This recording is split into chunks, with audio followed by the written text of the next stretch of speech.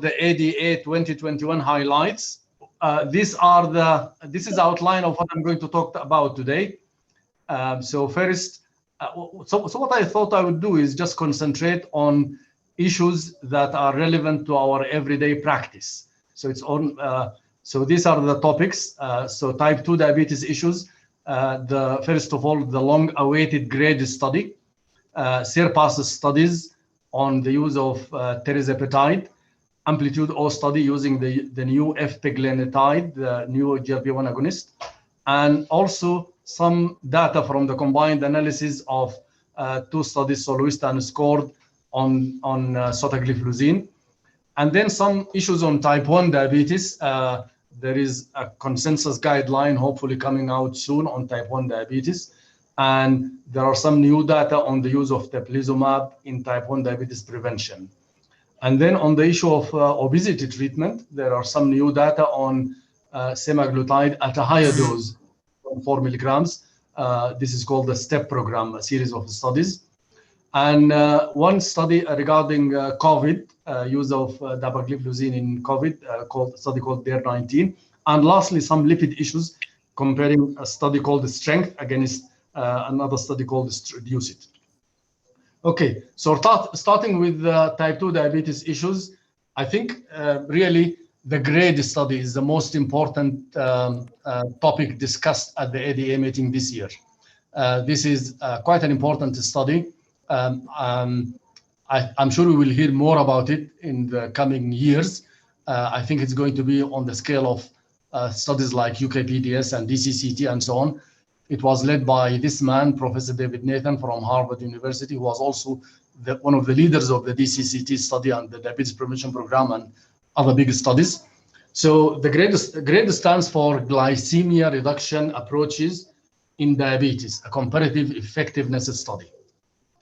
So this is the first comparative effectiveness study of head-to-head 4 anti-hyperglycemic drugs added on top of metformin. The planning for this study started long ago, between 2009 to 2012, and patients were recruited between June 2013 and April 2017.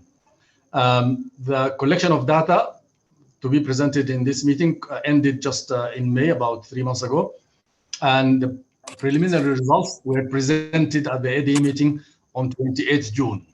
Okay, so just over 5,000 patients in the GRADE study, almost similar number to the UKPDS patients.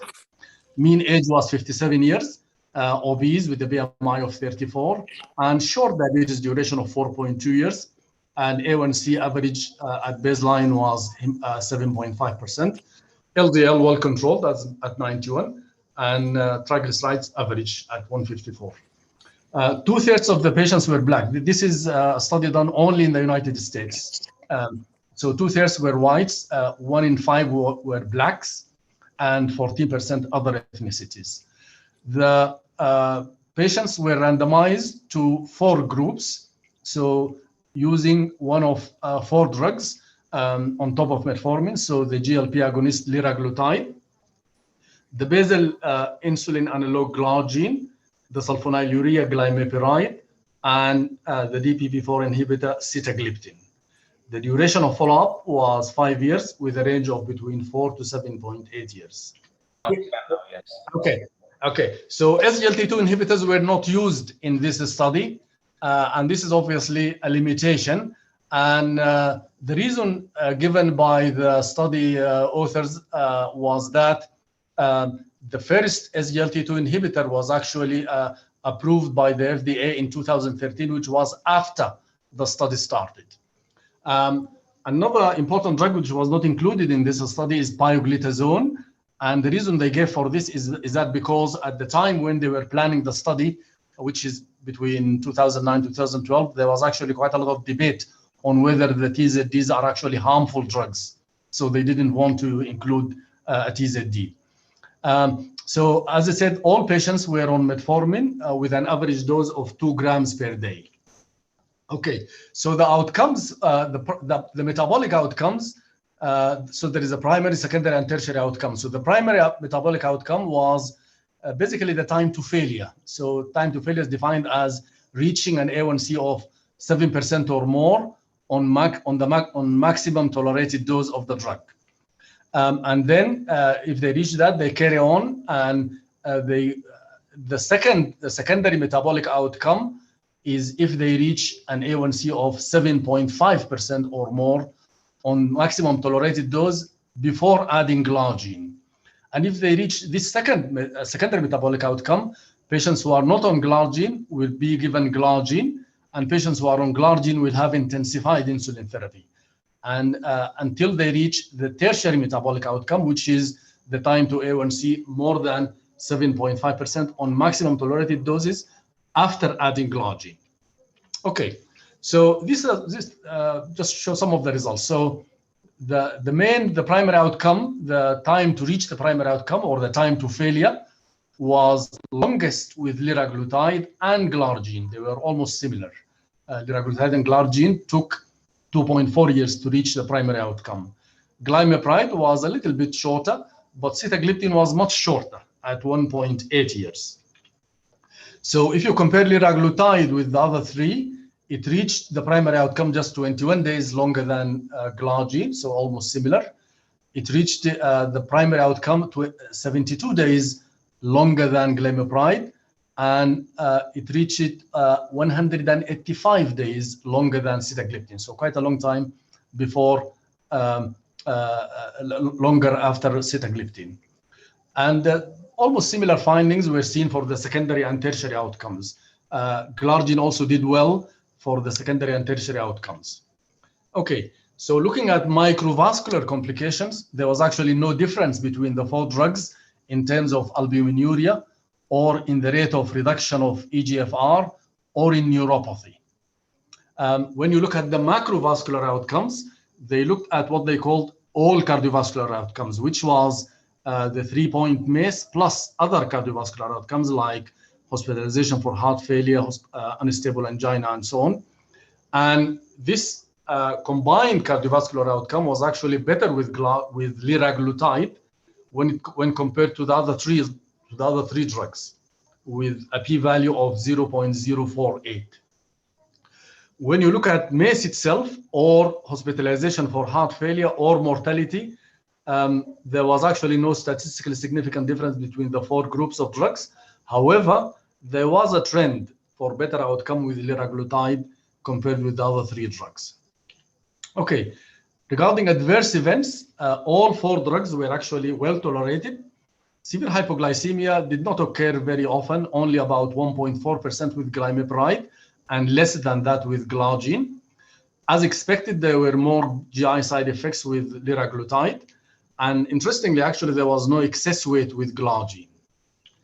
Okay, GRADE is quite a large study with quite a huge amount of data collected. So they said they are planning to look at many other things. So I think we're going to expect many papers like the UKPDS papers. So they're going to look at things like prediction of response by phenotype. They have a lot of data on pharmacogenomics. They collected data on continuous glucose monitoring in 1,700 patients. So that would be quite useful to look at. They are going to look at quality of life between the four drugs. And quite importantly, they're going to look at the issue of cost effectiveness of each of the four drugs.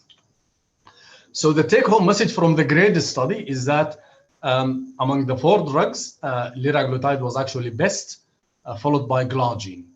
Sitagliptin actually had the worst outcome. So there was quite an interesting discussion after the session discussing the data and looking at possible implications of this data on the guidelines that come every 2 or 3 years. And sort of consensus from the discussion is that DPP-4 inhibitors actually now don't deserve to be on the same level with other drugs, and they may be relegated to a lower league. They'll not be given the same place like other drugs for various reasons. So these are the reasons. So first of all, they had the worst metabolic outcome in GRADE. When we look at the cardiovascular outcome trials, they were actually neutral. They did not have any benefit as opposed to benefits from GLP agonists and SGLT2 inhibitors. And they have a high cost. So we need to reconsider. I think also this has implications for our practice here in ICLDC. We need to think about our use. Obviously, as we all know, we use DPP-4 inhibitors as second line in a lot of our patients, and maybe we need to review that and maybe use more GLP agonists and more SGLT2 inhibitors than DPP-4 inhibitors. Okay, so moving on, SURPASS studies were a series of phase 3 studies which tested the efficacy and safety of this new compound. So this is called Tirzepatide, which is a combined GLP-1 GIP co-agonist in patients with type 2 diabetes. In the meeting, there's also 4 studies were presented as SURPASS 1, 2, 3, and 5. In all 4 studies, they used 3 doses of Tirzepatide, 5 milligrams, 10 milligrams, and 15 milligrams, tested against different comparators. In all the 4 studies, the primary endpoint was change from baseline hemoglobin A1C. And the baseline characteristics for the 4 studies are like this. So mean age was between 54 to 60 years.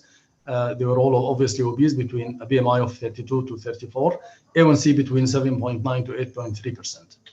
And this is a summary of the results of the 4 SURPASS studies. So looking at SURPASS 1, this is monotherapy comparing Tirzepatide against placebo. SURPASS 2 on top of metformin. So Tirzepatide was compared against semaglutide, which they said they chose it because it is the strongest available GLP agonist. SURPASS 3, the background therapy was metformin and SGLT2 inhibitors. And here Tirzepatide was compared against adding degludec.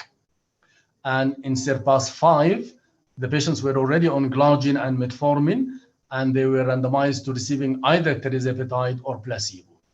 The duration of the studies was between 40 to 52. And this is a summary of the results, just showing the highest dose of Tirzepatide, 50 milligrams. So quite impressive reduction in A1C of between 2.1 to 2.6%. And also very impressive weight reduction of between 9.5 kilograms and 12.9 kilograms. So very effective at the highest dose. And this is just in graph form. This is A1C. If you concentrate on the dark blue on the right side of each of the studies. So A1C dropped between 2 to 2.6% in each of the 5 studies. The green on the left being the comparator. And if you look at weight, the same thing. The dark blue is Tirzepatide high dose 50 milligrams, but also Tirzepatide 5 and 10 milligrams were quite effective as well. But Tirzepatide 50 milligrams is very effective, and you can get a weight loss of up to 13 kilograms. So this is quite an effective compound. So in all the 4 studies, the Tirzepatide was actually superior to the comparator in each of them in terms of hemoglobin A1C reduction and weight reduction. The question is, are we going to pay a price in terms of GI side effects with this impressive A1C and weight reduction? And the answer is no. The GI side effects are actually similar to what you see with other GLP agonists, and there were no new identified risks. So as I said, the SURPASS studies, series of studies, so there's quite a lot of data. So I think this compound is very important. So there are a number of ongoing studies. So there is a cardiovascular outcome trial comparing it against dulaglutide, which plans to recruit a huge number of 12,500 patients and expected to report in 2024. There is a study called SURMOUNT-1 study in obesity, excluding it. So this is patients with obesity without type 2 diabetes, recruiting 2,400 patients. And there is another study called SYNERGY-NASH, which is going to look at the important complication and common complication of type 2 diabetes, non-alcoholic fatty liver disease, to see whether this compound is effective in NASH. So quite a lot to expect from this compound. So this is a take-home message from this study. So this new GLP-1 GIP co-agonist, it's actually demonstrated robust hemoglobin A1C and weight lowering in patients with type 2 diabetes. And this is clearly more than what we have now with the current GLP agonists and with a similar safety profile. So I think we expect to hear more about this compound. Hopefully, it might be available for us soon. Okay. So moving on, there was a study called AMPLITUDE-O. So this study tested the cardiovascular and renal effects of a new GLP-1 agonist called epiglenetide, and this is an exendin 4-based GLP agonist in patients with type 2 diabetes. So just over 4,000 patients randomized to epiglenetide or placebo. Their mean age is a little bit higher than the other CVOTs at 65 years.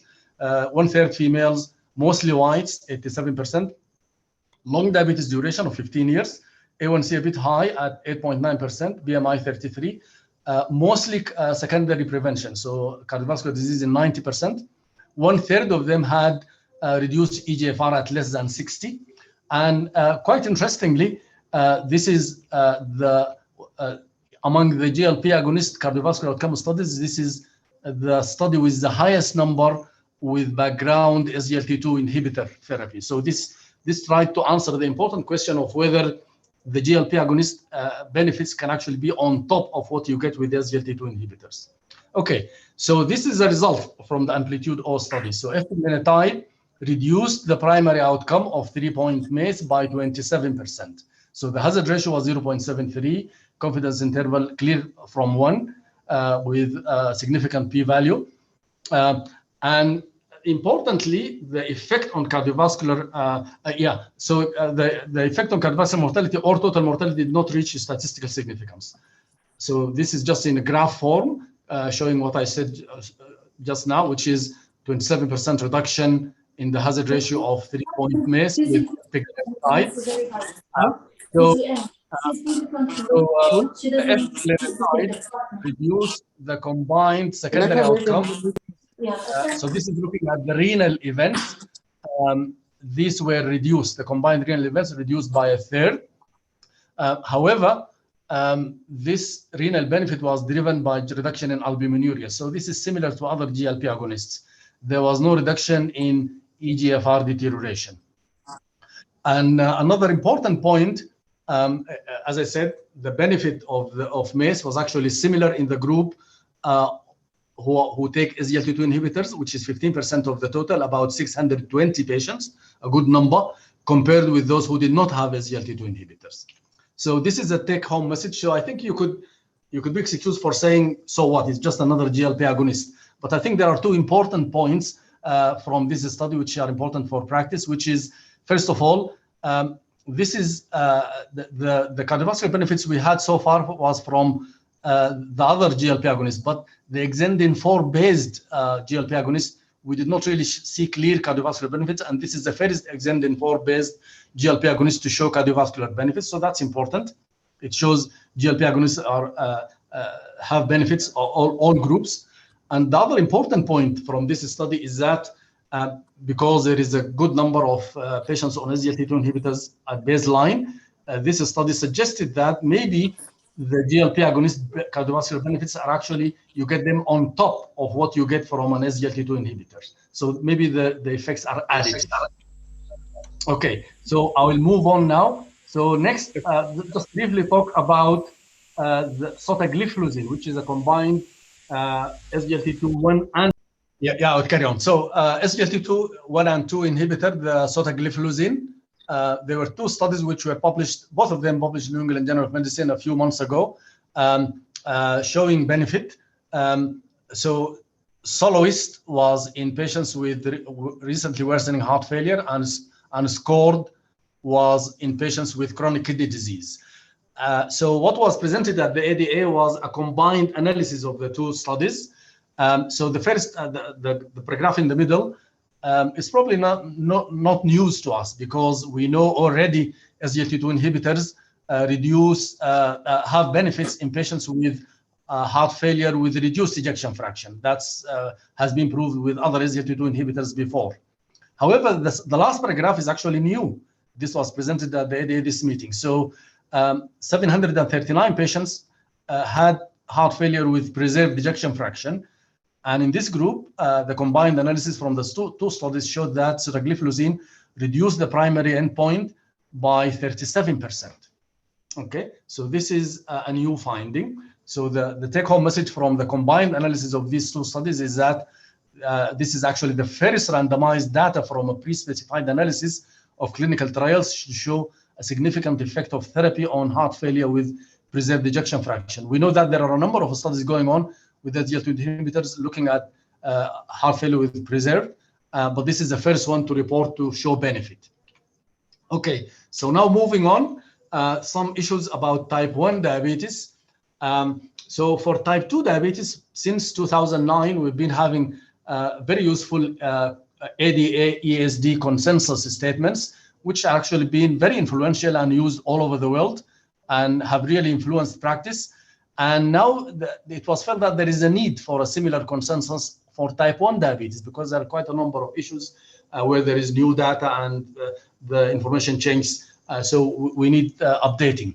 So the first draft of this consensus was presented at the ADA, and they asked for consultation, which actually ended on the 8th of July. And they said the final version of the report will be presented at the ESD conference next September. So quite a number of sections covering different issues of type 1 diabetes. So things like diagnosis, schedule of care, education, monitoring, hypoglycemia, DKA, adjunctive therapy, and so on. So lots of issues discussed at this consensus report. So just as an example, one of the issues they discussed in the meeting was diagnosis. So they accepted that really, I think we know this from our practice here, differentiating type 1 and type 2 can actually be quite challenging sometimes. So things like age, BMI, C-peptide, antibodies are all helpful, but they say, obviously, we all know that there is no single clinical feature that confirms type 1 diabetes in isolation. So they recognize it can be challenging. So they are offering an algorithm for diagnosis of type 1 diabetes, which I think is quite helpful. So they're still working on that, and they said they're going to make some further changes to it before it appears finally in September. So keep watching for this. Okay, so another issue about type 1 diabetes, teplizumab, obviously ending with a mab, so that's a monoclonal antibody. There was a study published in 2019 which showed that this compound showed evidence of delaying progression to type 1 diabetes in high-risk patients. So what was new in this ADA was they presented an extension to that study, which showed that teplizumab was resulted in 32.5 months delay in the median time to diagnosis of type 1 diabetes. So reduced hazard ratio of 0.46, so reduced by 54%, significant. So teplizumab is the first drug to demonstrate preservation of beta cell function, leading to delay in onset and potentially prevention of clinical type 1 diabetes. And they said the FDA advisory committee actually voted in favor of teplizumab use, and it is expected to be approved for this indication soon. Okay, so now moving on, talking about therapy for obesity, there was a presentation about semaglutide, 2.4 milligrams in treatment of obesity. And just as a background to this, Matthew and Mohja have been leading on a retrospective study here at ICLDC, looking at our use of semaglutide 1 milligram, Ozempic, which we have been using for just about over a year now. So this has been, Matthew sent this as an abstract to the BAS. And so over the last, between May and September 2020, 1,156 patients were prescribed semaglutide. And out of these, 289 completed 6 months, and they had full data available in terms of weight and A1C and so on.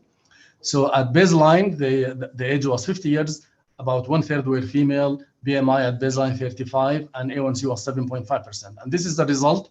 So A1C dropped by 0.7%, so not huge, but remember the baseline was 7.5%, not very high.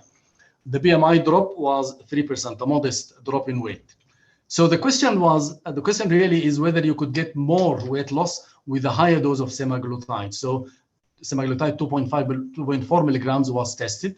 So this is a series of studies called the STEP studies.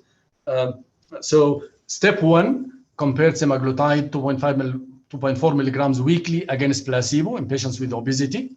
Step 2 was in patients with type 2 diabetes. So comparing semaglutide 2.4 against semaglutide 1 milligram, the one we use now.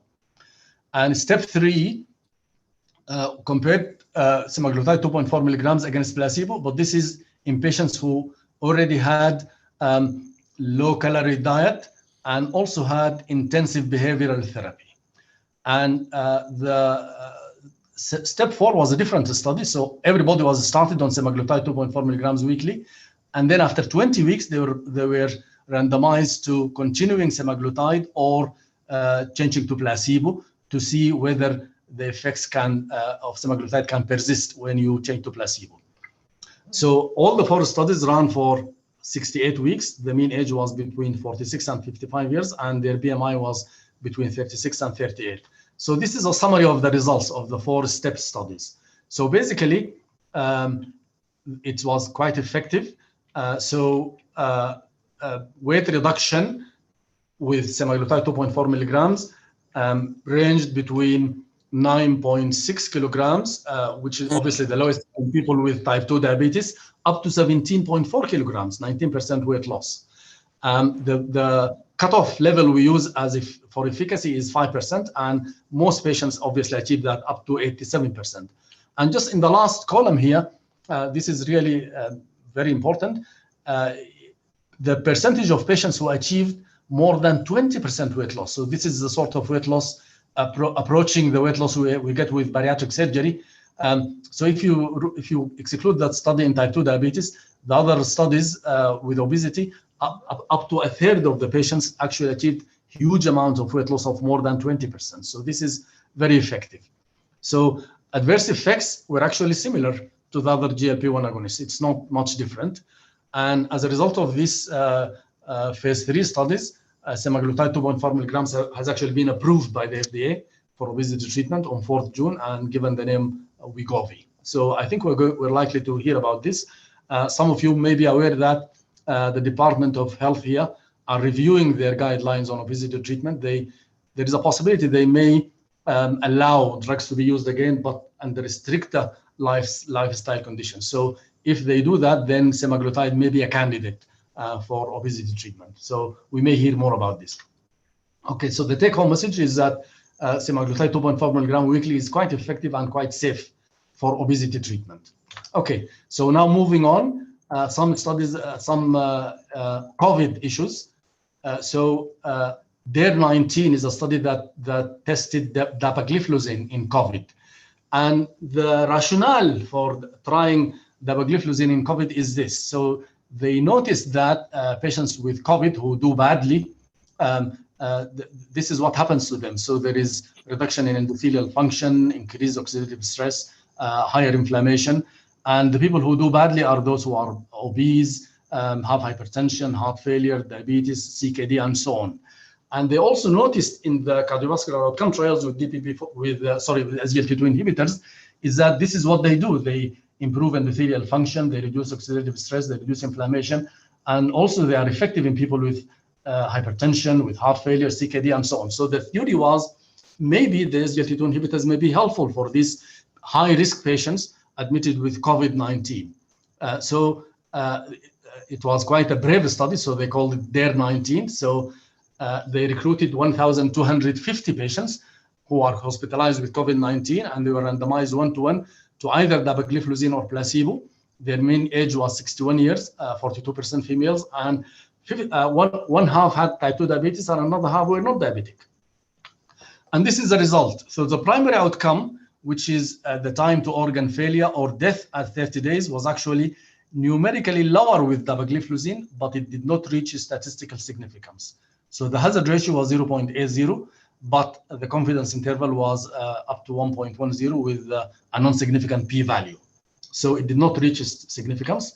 So this is a take-home message. So dapagliflozin in patients admitted with COVID-19 and cardiometabolic risk factors did not reduce organ failure or death. However, it was actually quite safe. So I think the implication for practice here, if you remember at the early times of COVID, I think there was a suggestion that maybe we should stop the SGLT2 inhibitors because they cause hypotension and so on. Now I think from this study we can say we don't need to stop them, and actually there is a possibility that they might be beneficial. although that was not proved in this study. Okay, so at least we don't have to stop them. Okay, so the last issue to talk about is some lipid issues, which is, I think most of you will be familiar with the REDUCE-IT study, which used icosapent in patients with high cardiovascular risk and showed that it reduced cardiovascular risk. And in the ADA, it was compared against another study called the STRENGTH study. Okay, so just to remind you, the REDUCE-IT study used EPA to assess its effect on cardiovascular risk. Over 8,000 patients randomized to EPA against placebo. And I just highlighted here the placebo in red because this is relevant. We'll come to that in a minute. The placebo was mineral oil. Okay, so in the REDUCE-IT study, the baseline triglyceride was 216 high. LDL cholesterol well controlled at 75. 70% had cardiovascular disease. 30% had diabetes, and the mean follow-up was 4.9 years. And this is the result of the REDUCE-IT study. So the primary outcome, which is the 5-point MACE, was reduced by 25%, highly significant, with a number needed to treat of 28. So that was quite impressive. And people started using this compound called Vascepa to reduce cardiovascular risk. So the STRENGTH study tested the efficacy of another omega-3 compound called omega-3 carboxylic acid, which is a combination of EPA and DHA, but more EPA, which is supposed to be the useful one, EPA, more EPA than DHA on cardiovascular disease. Quite a big study, over 13,000 patients, randomized 1-to-1 to either omega-3 carboxylic acid or placebo. And the placebo here is corn oil. So this is the first time where there was a lot of controversy of what placebo to use. So the placebo here is corn oil. So baseline triglyceride was similar to that study, LDL similar. 56% had cardiovascular disease. Here 70% had diabetes, mean age 63 years, and about 1/3 were females. And they were followed up for 39 months. And this is the result of the STRENGTH study. So absolutely no benefit from omega-3 carboxylic acid. Hazard ratio 0.99, omega-3 compared to corn oil. Okay, so the STRENGTH study was led by Professor Stephen Nissen. Many of you will know he was the person who first did the meta-analysis on rosiglitazone and behind the rosiglitazone being withdrawn, a very influential cardiologist. And the STRENGTH study was actually stopped early because of futility. The primary outcome, which is again similar 5-point MACE, as I said, the hazard ratio was 0.99. And the authors of STRENGTH study, led by Professor Nissen, suggested that the reason for benefit in the REDUCE-IT study was likely from the use of mineral oil as a placebo. And they showed evidence that mineral oil was actually harmful because it increased LDL by 11% and increased high sensitivity CRP by 32%. This is a graph that was shown. So LDL was increased by 11.4%. That's quite a significant rise in LDL, which is enough to cause harm. Non-HDL cholesterol increased by almost 10%, and high sensitivity CRP, which is an important risk factor for cardiovascular disease, was increased by 1/3, 32%. So they're saying it was a false benefit from icosapent because they used the wrong placebo, which was harmful, mineral oil. So this is a take-home message from comparing these studies. So results of REDUCE-IT have actually been thrown into doubt by the STRENGTH study because of the suggestion of harm from use of mineral oil. And they suggested that actually there might be a need for another study to test EPA effect on cardiovascular disease using a neutral placebo because mineral oil is not neutral. Okay, so this is my final take-home messages. So from GRADE, I think this is the message I got. DPP-4 inhibitors have a big thumbs down. Perhaps we should use more GLP agonists and more SGLT2 inhibitors, but less DPP-4 inhibitors. From SURPASS studies, I think this is a very promising compound, Tirzepatide, and hopefully it will come our way soon, hopefully. AMPLITUDE-O study showed this new GLP agonist was beneficial, but it showed an important finding, which is that the effect of GLP agonists are actually probably on top of what you get from SGLT2 inhibitors. Sotagliflozin, this combined SGLT1 and 2 inhibitor, showed benefit on heart failure with preserved ejection fraction, which is a first finding. It's not been shown before. watch out for the combined ADA-ESD consensus guideline on type 1 diabetes. I think this will be very useful and very helpful for our type 1 population. Teplizumab is the first drug licensed for prevention of type 1 diabetes. That's an important finding. Semaglutide 2.4 milligram may come soon as a treatment for obesity. And lastly, no need to stop the SGLT2 inhibitors in patients admitted with COVID-19 because their 19 study showed that dapagliflozin was actually safe. And lastly, maybe you should hold off with using this compound Vascepa because the results have been thrown into doubt. Thank you very much. Thank you very much, Mohamed, for that wonderful presentation, as always.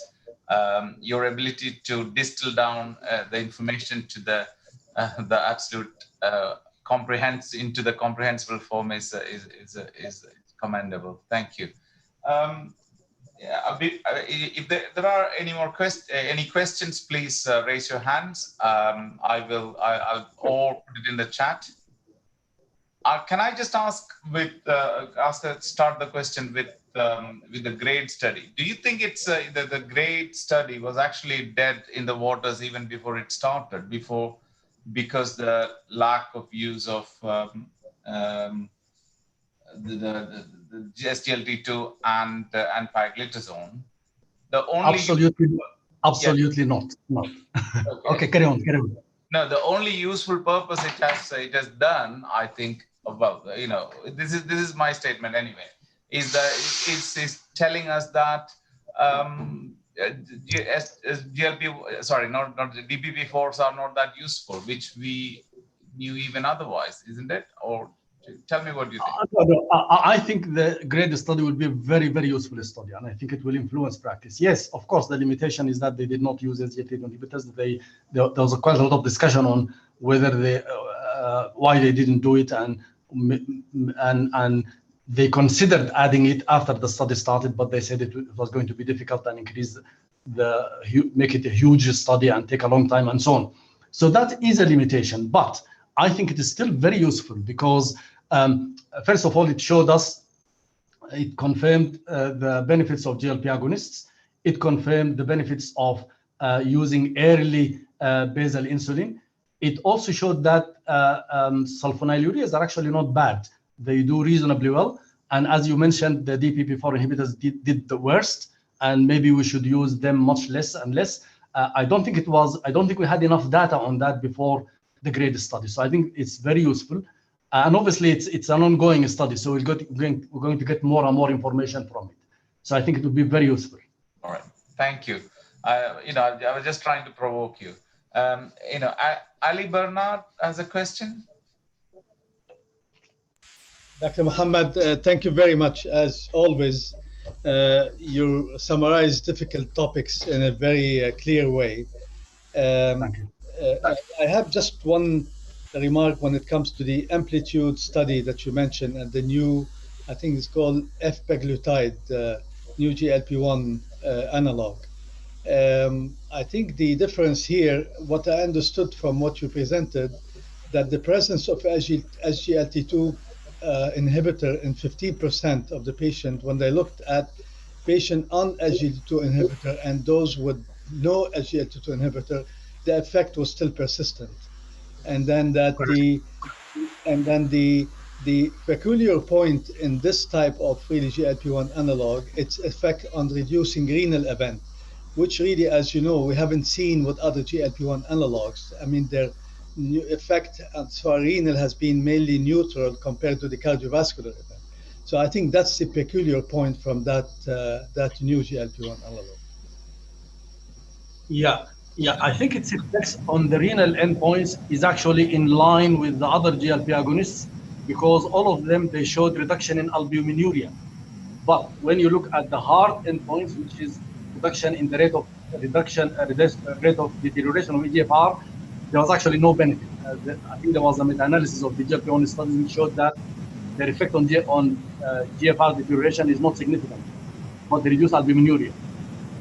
So this is in line with that. But the 30% reduction in renal endpoints here? Was it in a reduction of microalbuminuria or endpoint renal event? Okay, this is the combined endpoints, including albuminuria. But when you look at when you analyze it in more detail, it was mainly albuminuria which drove the combined effect. But when Thank you you look very at the much. GFR itself on its own, it's not significant. Thank you. Thank you. Saf, you have a question. Yes, so Mohammed, thank you. I think you sent an email about this as well, but I think this is very well done. So I think the thing of most interest for me was the heart failure with preserved ejection fraction, because as you know, the dapagliflozin and empagliflozin studies are still ongoing. And this was one of the topics which is very relevant to us. And if I don't know if Hani is on the call, but he's very keen on the NT-proBNP and looking at people with either mild edema or people with a little bit of breathlessness, which we can't put here and there. But at least we have now data for the first time on preserved ejection fraction, which I wanted to see for a long time. So I think this was very good. And thank you for sharing that. And the other thing I think is Vascepa, and it's very important to point out because the drug is quite expensive. The other thing is that unfortunately we don't have any good drugs for triglycerides, and treatment mainly is dietary rather than anything else. So those two were pretty good for me. So can you please share this presentation if you can as well? Of course, yeah, of course.